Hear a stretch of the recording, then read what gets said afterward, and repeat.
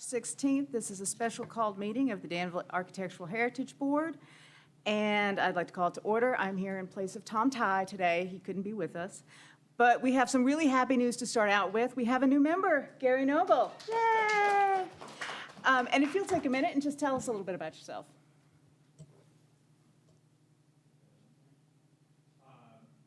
Good to be here, and I appreciate everybody accepting me. I am a newbie to Danville.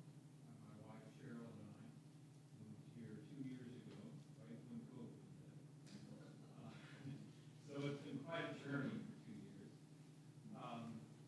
But we moved from San Diego, California, and I had an architectural practice there for about 40 years, and decided that was long enough, and retired. And I was just saying that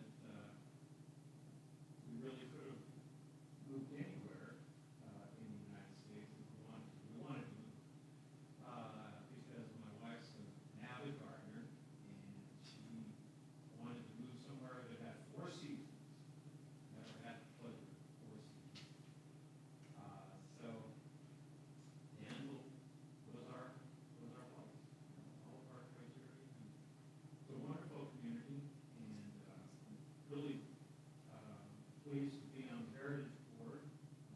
We came here because we love the history and the way you preserved it. I think it's been done in a beautiful manner, and really excited about the prospects for Danville in the future. Happy to be here. Thank you so much. All right, next order of business is approval of the minutes from January 19th. Are there any comments? Also move that be approved. All right, I have a motion. Do I have a second?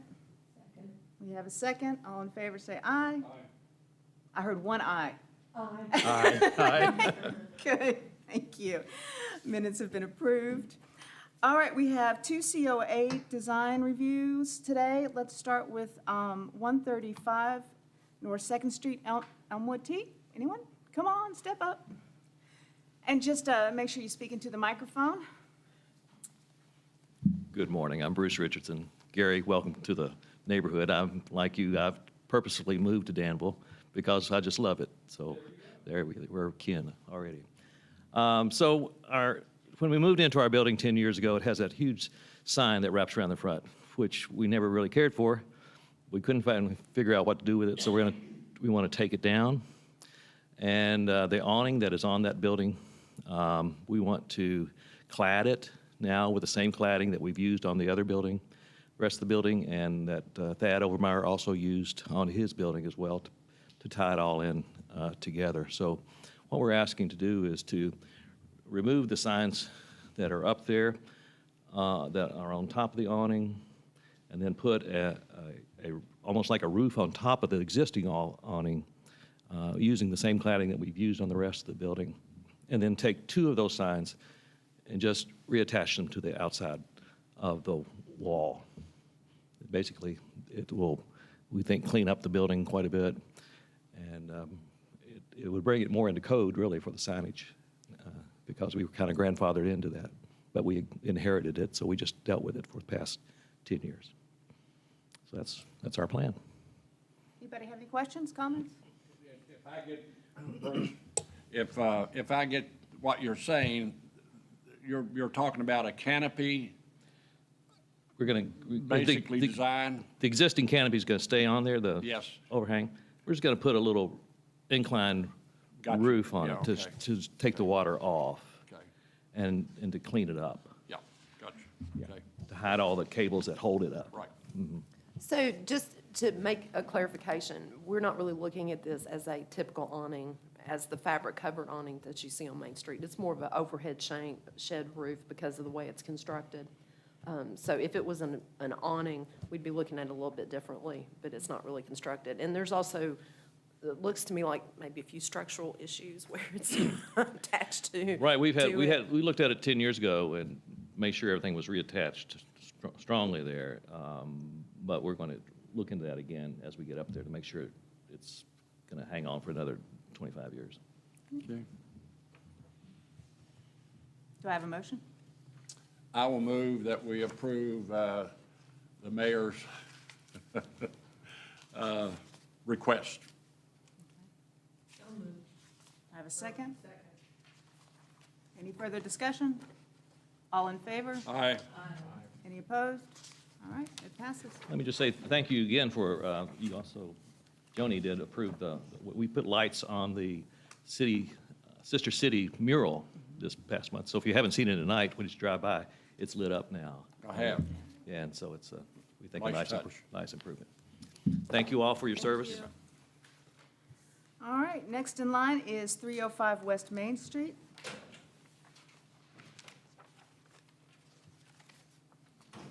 Good morning, everybody. Bo Cacciatore, I'm the owner of Copper and Oak, the new restaurant, La Cosa Nostra, which is going in. I also own the Farmhouse Restaurant in Parksville, and another one up in Bellevue, which doesn't concern us right now. I've spent about 16 months trying to get Jamie and CJ Michelle to either sell me that building where they were running, I don't know what kind of criminal enterprise, but a criminal enterprise. A lot of my time and money has gone into procuring that building, and we are renovating the whole thing now to bring another great restaurant to Danville, which it needs, especially for Ephraim and all the doctors and nurses we want to get to move here. They need places to go and things to do outside of Fazoli's. The building, as you guys know, here is a,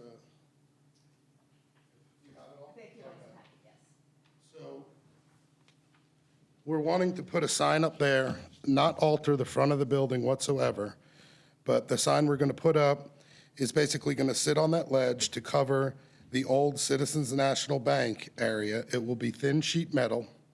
I have a picture of what it looks like. Do you have a picture of the proposed, what it's going to look like? We do. Okay. It will be attached using what they call TAPCons. If you all want to look at these, this is the drill bit. This is the anchor. That's the head of it. They'll be attached with that. We can attach them with a minimum of 18, but we'd like to put 24 of them in. There will be no permanent damage to the building. I can assure you, in any assurance that you want, that if the business goes defunct, it will be brought back to the exact state it's in right now. It's tiny holes. We fill it with mortar and then skim coat it to match if we go defunct. I have one clarification question. So are you the owner of the building now? I've leased it for 10 years. They would not sell it to me. Okay. They can't sell it because they have $19 million in judgments against them. Okay. Thank you for the clarification. Yes. So leaving that, not being able to utilize that space and leaving where it says Citizens National Bank up there is going to cause a lot of confusion and could be detrimental to my business. And I don't see why there would be any issue if I guarantee that if we do go out of business, I'd even go as far to say I'll take a bond out to assure you that I will put it back exactly the way it was. Questions? I don't have an issue with that. I think what you're doing to the building's wonderful, quite frankly. Dana? I would like to move that we deny this request based on the fact that we're not supposed to cover what's called shadow signs, historic signs that exist. And I do that with confidence that I think I have a solution in mind that would serve you better, would advertise your business at street level, add some color, and be more of a statement, and not remove the shadow sign. So the only way we can have that discussion is to deny the request, and then it could be open to discussion. And then if others don't agree with me, then they can approve it. Any comments, questions from this side?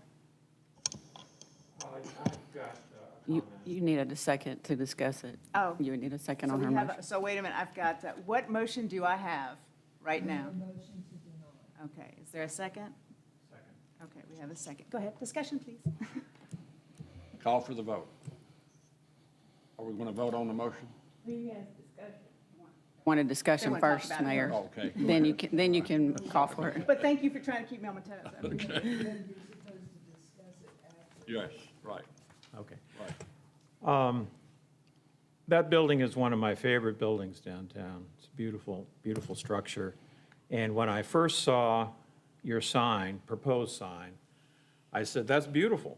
And it perfectly fits with the building. Good scale and bold colors, all the right things. But I never realized that there's a Citizens National Bank engraved into the building. And I agree with the motion that the design guidelines are there for the purpose of preserving historical features like that. There's a number of buildings downtown that have names of the builders or names of the building, and those should be left visible. And I don't think covering the sign, preserving the sign is one thing, but I don't think that's the intent of the design guideline. I think the design guideline is to show off our history. To my understanding, Citizens National Bank had a good run of about 100 years in Danville. So that's number one. And number two, downtown is a pedestrian area, and that being my favorite building, I never knew that that sign was up there because it's just not visible from the street. You have to really be looking for it. So I think there'd be a lot of opportunity for good signage, good lighting. I think that was one thing that was mentioned, lighting the building, all that to highlight and enhance your business. You know, I'd like to suggest taking another shot at the design. My understanding was that we were, according to the statute with the signages, we were able to use existing signage that was there. I could understand if it was the name of the building or the builder, but it's not. It was the name of a previous business. And, I mean, I feel like a motion to deny on this is, I don't see the grounds for it. I mean, I've taken that building, okay, like I said, it took me 16 months to get it, and I don't know if you all have been inside of it, but I'd love to take you in there, because if I didn't step up and put $500,000 of my own money into it, the building would have been condemned. There was sewage running on the floor. I've replaced the entire plumbing in that whole building. I have done everything, and for me to get denied on this, I feel is out of line. So first of all, we really appreciate everything you're doing for that building. I mean, I think I speak for everybody. But to continue the discussion, you wanted to talk about. Well, I like what you're doing. And I'm a graphic designer and have designed signs professionally, and I would like to take another look at something. And the sign looks great, but it's way too high for the strip that is traditionally used for signage. Well, if you talk about tradition, that was the traditional signage. Well, I know that, but we also, because that is a traditional sign, it's like if you have, you know, a hangout sign, you can just take one off and put it in another's place. But what I'm suggesting, I think would be your benefit, not your detriment, In your opinion. in my opinion. You know, if you look at the photo, you know, you've got Carol's bridal in tuxedo. It looks like something that should be, who knows, in Queens somewhere, and that's approved. I want to put up a beautiful, classy sign, which is going to cost me a lot of money, and I don't understand it. Well, do you want to hear what I had in mind? Yes. What I would suggest, instead of having a sign up above the second story, is that on chains, you hang a sign between the center of the columns, which would bring attention to the columns, which, you know, having an Italian restaurant in a building with columns is quite a concept. I think that's great, but if you hung a sign down, you and then you could put invisible fishing line or something to anchor it on side to side around the column, so that it couldn't blow back and forth over to the side. And you could also do similar thing in having supporting signage on each side, like the Italian restaurant and whatever other message you wanted. And then I would suggest that from the inside of that, I guess I'm losing my architectural terminology, but there's a setback between your door that you would hang what would appear to be like silk banners down in there, so that you would cover up those windows back there and add color and actually frame your signage so that it could be read at street level, and you would provide new visual interest. Well, we have a whole design team right now that is doing all the window treatments and stuff like that. So that would, that would change up all my architectural plans inside and everything else. That banners hanging from the very, I don't want to call it a porch light, but I would also like to add, there seems to be a miscommunication on what is a sign and what the name of the bank. They built that building. They specifically put that building up in that style, and that's why their name's on it. They were very proud of it. It is very much a part of the historic downtown, and that's the Citizens Bank building, as long as I have ever known. So that's where that's coming from. It's not just, it's some regular old sign that you're covering up. It is something that is intrinsic to that building, which is why we are having this conversation. The other issue is that it's so high up. Yes, they had traditionally had that sign up there, and that is what is giving you a little wiggle way, because last meeting, we completely turned somebody down because they wanted to put a sign so high up. We very much want to encourage street-level signage. And in Danville, when you're driving down Main Street, you would see that sign coming off of 3rd Street. You can't see it coming off of 4th Street because it's one way going the wrong direction. So those are what's going through my mind as I look at our guidelines and look at the sign you're putting in. And it stands out to everybody every pedestrian who's walking up and down Main Street on the opposite side of the road, they will see my sign. You do have this picture of what I intended to look Oh, like? yeah, we have it. Okay, I just want to make sure. also, I think you mentioned that the bank signage is in tall relief and is the same color as the building, so it's very subtle. What you would be replacing it with would be very strong. I mean, it's a handsome sign. It's Right, just and- about 10 feet too high. And I think it's integral to my success of my business to have a strong, classy sign out front. And when you see the build-out I'm doing inside, Danville's going to have another place to be proud of. The last thing we want to do is deter the success of your business. That's not what I'm getting from you. I'm going to tell you the truth. I got a question. I got a statement I'd like to make.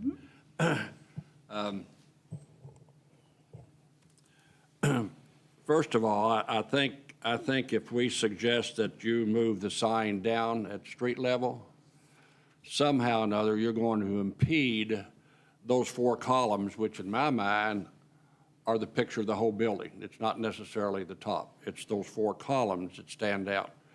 I'm very familiar inside of that bank because I banked there for years and years. So I know the inside and I know the problems inside of that building. To cover up the existing embossed sign that's up there that says Citizens Bank, I don't really have a problem with that. In fact, I don't really have a problem with your sign the way it is. I think what you've done, if you look at the overall picture of the entire building, inside and out, and what you're trying to do, is a real plus for Main Street, and that's what everybody wants. And for us to say, we don't like your sign, and you're going to have to go back, which is going to, I don't know if that's going to prevent you from opening your restaurant, probably not. Mayor, You're- can I ask you a really big favor? Yes. I love your opinion, but I need you to back it up with guidelines when you're speaking. And so, If you could, just when you're making you're saying that it needs to be, if you think I'm it's saying the motion- appropriate to the building. I'm saying the motion's wrong. Yes, but I need you to say it in guideline terms. Well, tell me what the guidelines, as- refresh my memory on the guidelines. They're on the back page of your staff report. She's Right. outlined them all. If you look at the guidelines, we cannot, as a board, say that we do not like a building or anything associated with that building. It has to be based, your decision has to be based on the guidelines themselves. And so within that staff report, I put the applicable design guidelines for you. We're in Okay. section Understand. 6.2.2. Yes, Oh, no, no, but 6.2.2. if you see I at the understand, bottom, you can understand, quote them. okay, understand, got you, understand. Well, let me ask you the question here, since, if we deny you, which evidently it looks like it very well could happen, and you come back with an alternate sign that's lower, how would that impede your progress? Or can you talk to us about Well, that? I can talk to you. How would it delay you, I guess? All right, so number one, this building is beautiful. The exterior is beautiful. And the building was designed to have the sign where it goes. I feel anywhere else, and I've had designers, my designers who design this stuff for me, they're out of New York, and they're highly paid professionals at this, okay? They don't do this for fun on the side on their notebooks at home. Anywhere else that we put that sign, it's not going to fit right on the building. You do have those two columns, and I want significant signage. And my understanding, Joni, when we first met, is that we were able to utilize that existing signage. That's what you had told me in our meeting on Main Street. We talked about putting it there, that it was an applicable place to put it because Right. it was the sign ban. So then what is the guideline that I'm not falling under? The guideline that we're not looking at, or the set of guidelines that you're not looking at, is historically referred to as a name plaque. And it specifically says that it is not appropriate to cover name plaques. That doesn't mean you can't do it, but our guidelines say that it is not appropriate. Where does it, okay, so it's not appropriate, but it doesn't say I can't do it. That's Well, and correct. that's why she didn't rubber stamp it. That's why you're sitting in front of us. Okay. That's why we're hashing through all these Right, if details. it I was, know it seems tedious, but. if it was able for me to have rubber stamped it, I would have. Right, I understand that. And then we also talked about the application of it to the building and how it applied to the building. And that, if I can follow up on that, and I am, again, I'm going by, it's 6.2.2 historic signage, and we've got this little pretty checklist. And in the images that we were provided with, it showed that there were some existing anchor holes already up there. There's a bunch of them up there. Right, and so that are weren't you- repaired properly. Are you going to be able to use some of those anchor holes? I would defer to Mark. Are you going to be able to use some of those? Would you step up to the microphone, please? I'm Mark Nolan with USA Signs, and we can make a paper pattern and copy those holes and pretty much match them. I can't bet my life on it, but we'll get really darn close to them, so shouldn't be too big a problem. Great, so you'll be able to you won't be if you have to make new holes, there's not going to be a bunch of new holes. No, You're going to use what no. you got. Right. I got another question, Madam Chair, may I?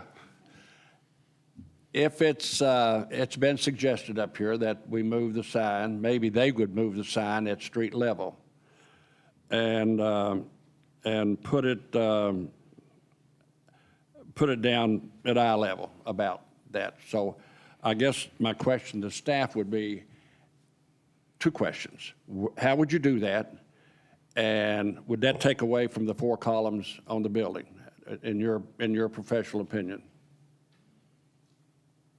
Well, to be fair with everyone, I would have to look at what the design is, how it's anchored to the building, what the size is, Which leads to another question to Mark. Is it possible to do that somehow at street level? Yes. It is? Okay. Okay. And- I think my questions were answered. I have a question, Joni, when you say that it's a name plaque. Is there a registry for that? I mean, or who decides if it's a name plaque? And that building is on the National Historic Register. right, and that sign is considered a name plaque? All the signs are, per the guidelines. Anything that you see, even the Oddfellows building, like a block down from you, it says OD, Oddfellows Hall on it. So those are historic, they're historic stone signs or name plaques. I guess in closing, what I can say, in respect to everybody here, is, in my opinion, I'm making this building beautiful, and I'm putting a lot more money into Main Street. I feel like the pushback on, I guess it's a judgment call on whether I can, from what I understand, it's a judgment call of the board on whether I should be allowed or not, if it's appropriate to cover what's existing there. And I find that a denial here is, a denial without merit.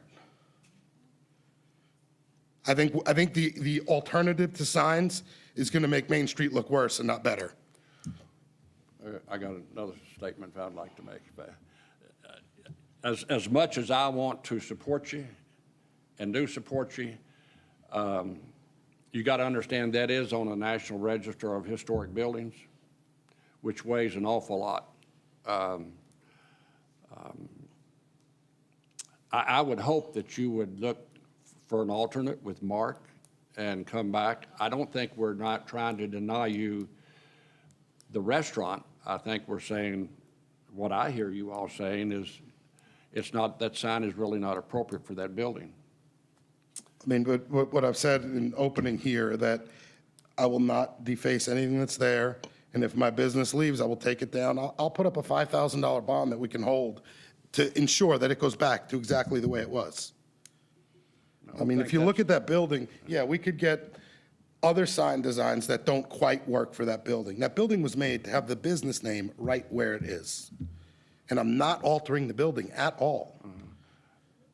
I guess, as an overview, what we're charged with doing here is not just like preserving bricks, but preserving historical ambiance, which affects all the businesses downtown, including yours. So we want to enhance your business and everyone else's business, not detract from any of them. Well, then maybe we should do a little more on other fronts with all the defunct businesses, filthy awnings, disgusting signs. I'm the one who runs a first-class operation on Main Street. Fair point. Do we have any further discussion on to any of the points? Yeah, I'd just like to make one last statement, if I may. I would like to suggest that you work with Mark and bring back an alternate. I don't think we're denying you what you want to do. It's just a sign that. And Mark indicated that you all could possibly work that out. So I would encourage you to do that. Can you give me some guidance on sizing on an alternate sign? For this particular board, we don't have a design guideline specifically unless it's a window sign, which you guys have already had approved because they meet the specifications. Right. Any other sign that's affixed to the facade like that would have to go through the planning and zoning. And I think it's 10% of the entire facade, of the entire building facade. So with that, that's a very large sign. You could put, or break it up into numerous signs. I think and we need to make sure with planning and zoning, but I think it's 5 applicable signs on the front of that building. So you could do a fairly substantial sign. And are we going to go down the same rabbit hole with affixing? The sign needs to be affixed to the concrete. There's no two ways about it. And the recipe for concrete has not changed since the beginning of time. So we can repair anything we do to this building. Concrete or granite? It's concrete. The building's concrete. 100%. It's all concrete. It's what? Precast, thank you. And the sand and gravel used to make the concrete has been here for billions of years. If the Romans can do it, we can do it, is that what you're Exactly. saying? The, Well, there's a lot of things they did that we can't do anymore. so I guess where it seems we stand, are you willing to go and try a second design? I want to put it to a vote and see where everybody stands. Sure. So right now, we have a motion and a second to deny. And I'm going to ask you to read this. We actually have, she keeps us in line by giving us, to keep us on the legal terms. We have approve and deny motions. Helps with minutes. It helps with minutes. The stone architecture is a historic name. Dana, speaking. Historic name plaque. Dana, we can't hear you. Speak into the mic. Is your microphone on? There we go. Okay, sorry. The motion to deny is because the stone architecture, the appearance of stone architecture is a historic name plaque and is inappropriate to cover it. That's according to our guidelines. All right, all in favor of denying the motion, please say aye. Aye. And any opposed? All right, it is denied. That being said, believe it or not, we all do try to be business friendly. And Yeah, I know. if we need to call a meeting sooner than the next month, let us know. We'll make it happen. Okay. Thank you. And thank you. All right, and Joni, if you could go through the staff approvals, please? That's a hard one to vote against, but anyway, You can do I keep having trouble pushing this thing on this morning. I've been very busy this month. it. It seems. It's very busy. I can go through each one of these if you want me to, or we can just look at them as a whole. Look at them as a whole. They were all signs, they were all within the guidelines, they were all within the allowable signage within the district. So they were all staff approved, including West Main Street, including 305 West Main Street. So they've had a series of signs already approved. And on that note, I would like to add that the president of the African American Heritage Museum, Michael Hughes, said that you were wonderful to work with. Oh, well, they're great guys. So I think, really, unless you all have some questions about it, they were pretty easy to do. A lot of them were just window signage, there were a couple pendant signs. But they were all applicable to the district and appropriate for it. So I did not drag you in front of them in front of you. And staff approved them, so. All right. If there are any questions about those? No? All right, then. And adoption of goals, staff. Yes, every year, we have to adopt our goals, and these are basically the goals from last year. We haven't really been able to move a lot forward because of COVID. Every time you try to do something, COVID smacks it down. So I would like to re-adopt the previous guidelines from last year, which you guys should have in your packet. If you have any questions or want to make any suggestions, or I'm open to do that. Move to reapprove. Do I have a second? Second. All in favor, say aye. Aye. Aye. All righty, passes. We are happy to re-up those goals. Because this is a special call meeting, we don't have discussion on any other topics. I would like to put for the record, is our city attorney here today? No. He is not. Please let the minutes reflect that. And do I have a motion to adjourn? Yes, ma'am. Do I have a second? Second. All righty, we're And if adjourned. anybody has any names for, we need one more appointment. If anybody has any names of somebody else, please let us know, because we can forward those on to the mayor to get that appointment and get us back to a full board. That was a hard one. I know.